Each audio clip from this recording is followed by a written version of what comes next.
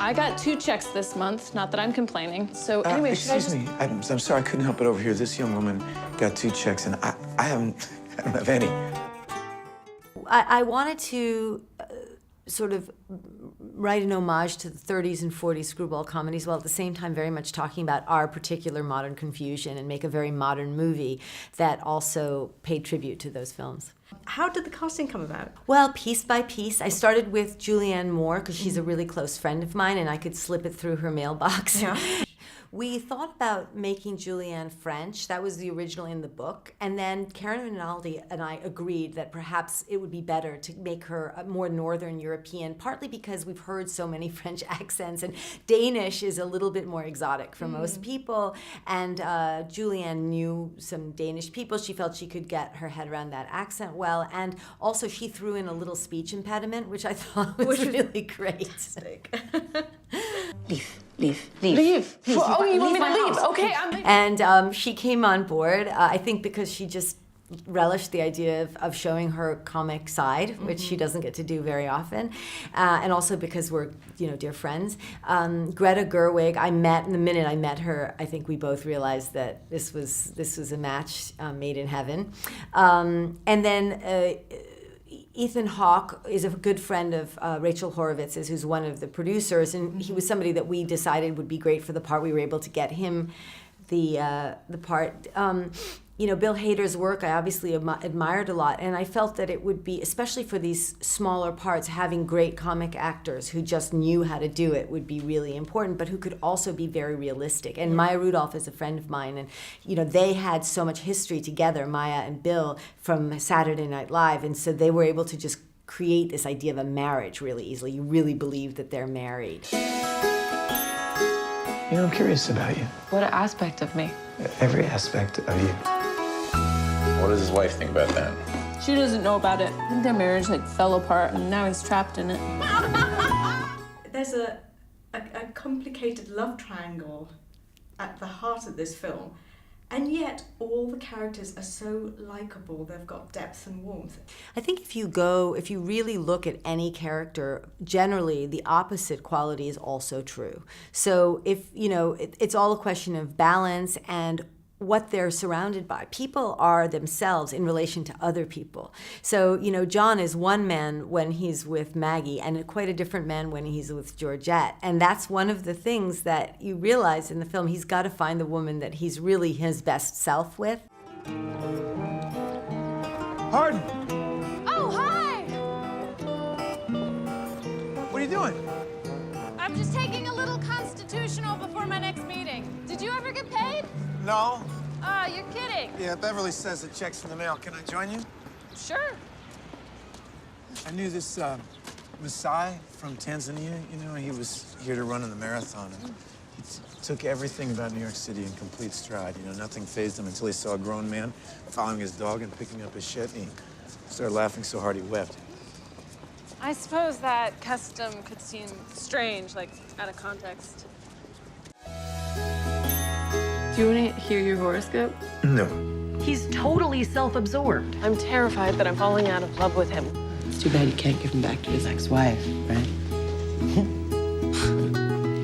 Every relationship has a gardener and a rose, he says. And in our marriage, Georgette is definitely the rose. And that's what he says to Maggie. And she says, well, maybe you're a rose in disguise. And he says, well, it's a pretty good disguise. And so he's stuck in a marriage where he feels like he's just the constant gardener. And he doesn't get to be taken care of. So he ends up leaving that marriage and going to a marriage in which he gets to be the rose. But then Maggie finds herself sick of being the gardener herself. Absolutely, yeah. Ideally, in a marriage, I suppose, you switch off. And you're your gardener for a while, then you get to be the rose. I do think that most people are a little bit more one or the other naturally. Yeah. But traditionally, I guess, the woman has usually been the gardener. And now, that's part of what the movie's about, is that life has changed and all the rules have been thrown out. And we all have to decide who we are to each other, men and women. It's a very exciting time because there's so much freedom, but I think it's also kind of given us a lot of anxiety. It's sterile.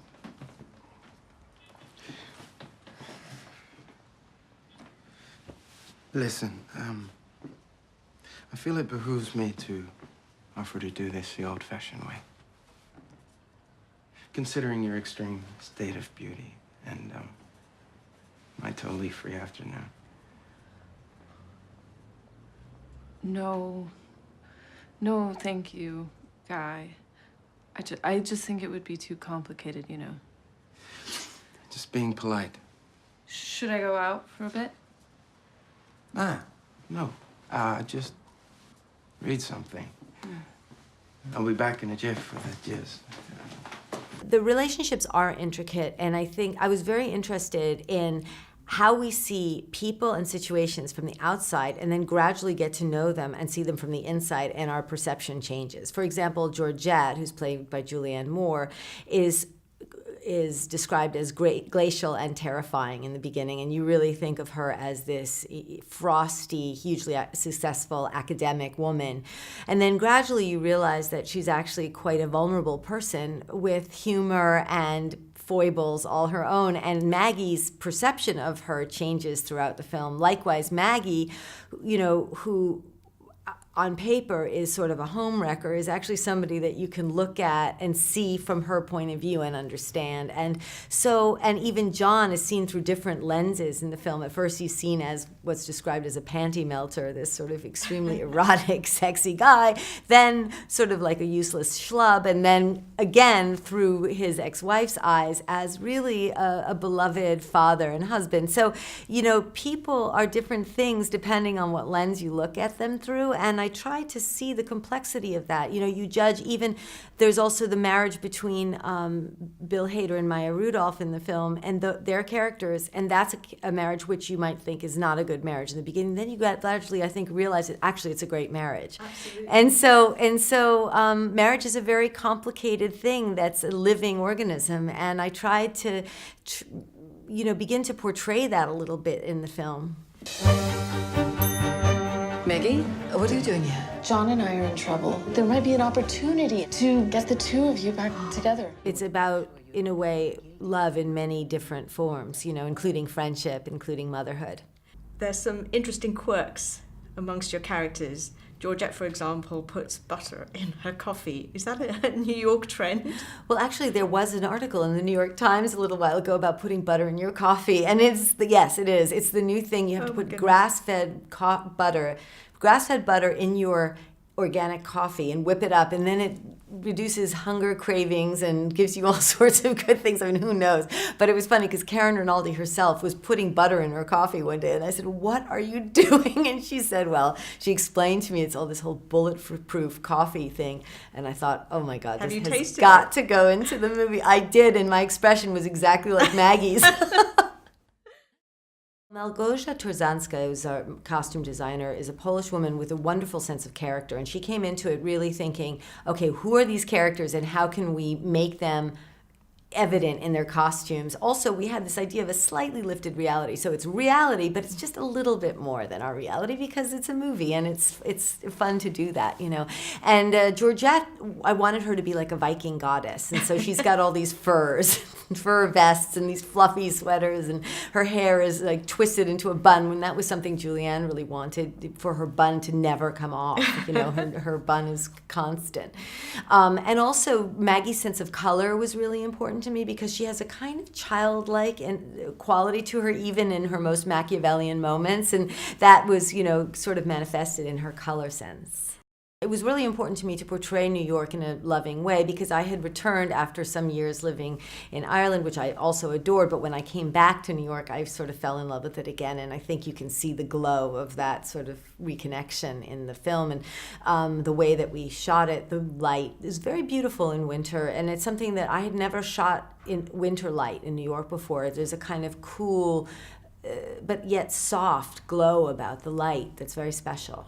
I've decided to embrace the mystery of the universe and stop bossing everybody around so much. Good luck with that, Bossy Pam. So, Rebecca, you are also a novelist. You've written a best-selling book. And is that something you're going to be returning to as well? I will be returning to writing fiction, but I'm not sure that it will be a novel next. I think I have something that's maybe a novella, also a book of short stories that I have to finish. So depending on timing and how I'm able to work, those are things I'd like to do. But I'm also I'm working on a screenplay, which is an original screenplay, which I hope to shoot in a couple of years' time or a year.